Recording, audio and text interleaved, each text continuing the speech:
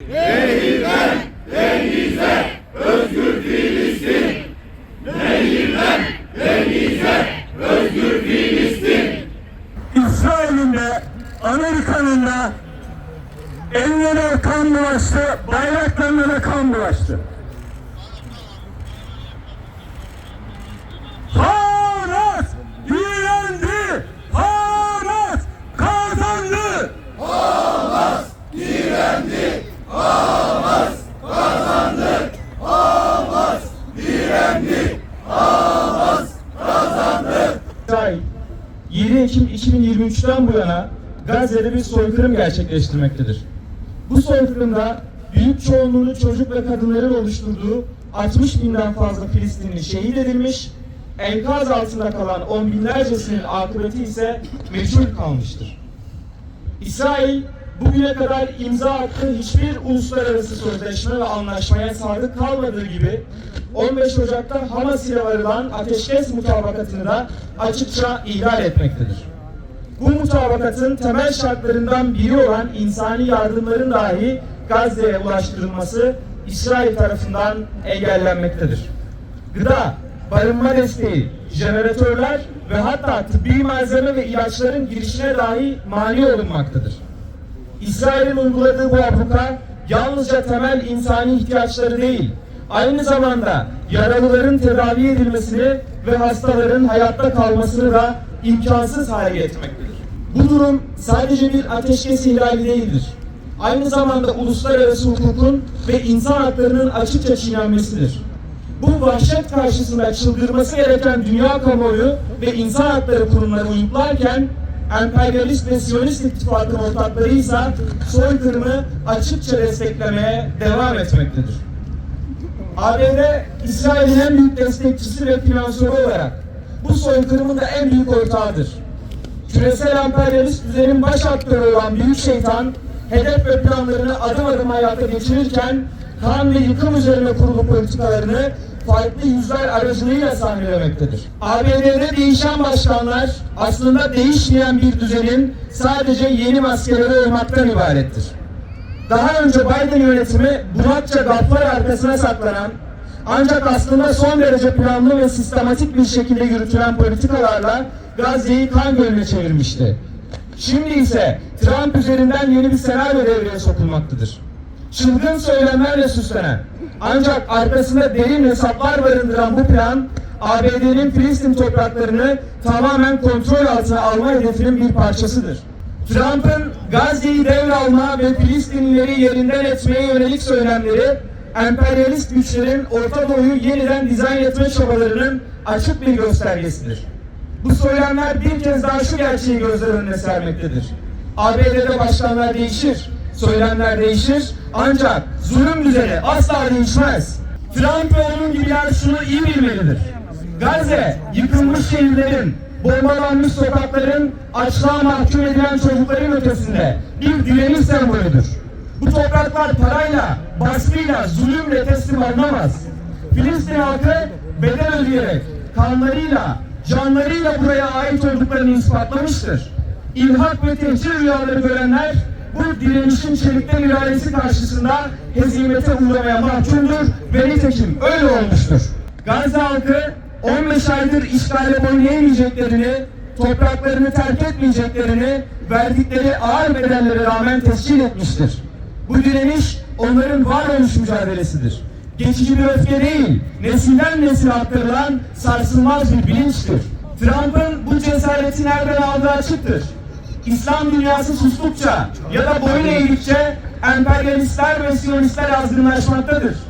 Kınamalar, diplomatik nezaket cümleleri, göstermelik çağrılar hepsine afile. Zulmün karşısında suskun kalanlar zulme ortak olmaktan öteye geçemeyecektir. Trump 15 Şubat'ta Gazze'yi cehenneme çevireceğini ilan ettiğinde İslam İşbirliği Teşkilatı ancak 27 Şubat için olağanüstü toplantı kararı alabildi. İşte bu utanç tablosunun bizatihi kendisidir. Ataletin en somut göstergesidir. Gecikmiş ve etkisiz diplomasi, işgalcilere cesaret, Filistin halkına ise yalnızlık getirmektedir. Filistin kınama metinleriyle değil, fiili adımlarla zulümden kurtulur.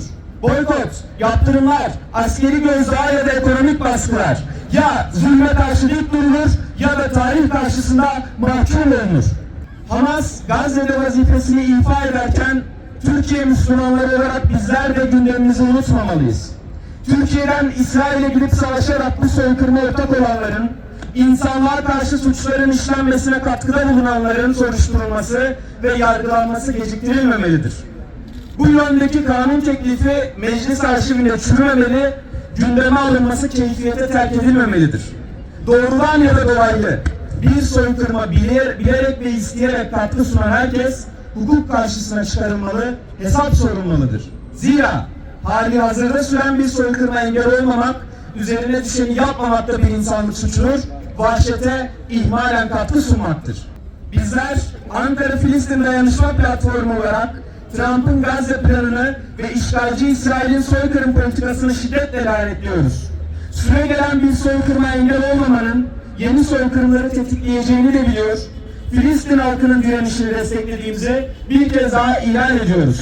Bugün Gazze ve tüm mazlum coğrafyalar için emperyalist ve Siyonist ittifaka karşı dik durma günüdür.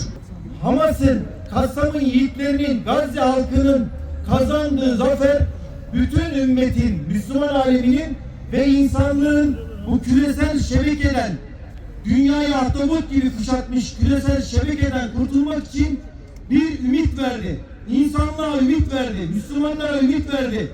Bu zalim düzeni yıkabileceğimize, direnebileceğimize karşı bir ümit verdi. Amerika tamamen Müslümanların, ümmetin bu ümidini kaybettirmek veyahut da o kazandığı kendine güveni yok etmek için yapmaya çalışıyor. Ne yaparsa yapsın Gazze'ye düşmeyecek. Bu zamana kadar işgal ettiği bütün topraklar da emperyalistlerin elinden geri alınacak.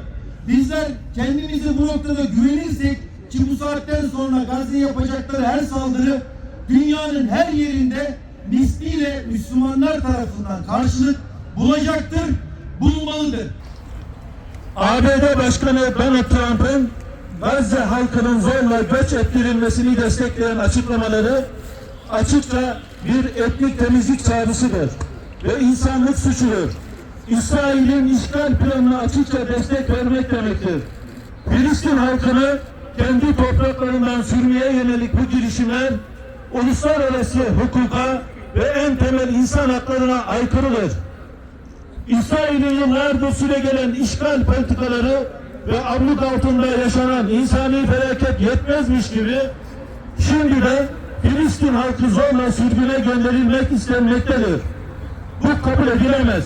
Gazze halkı yurtlarını terk etmeye zorlanamaz, vatanlarından koparılamaz.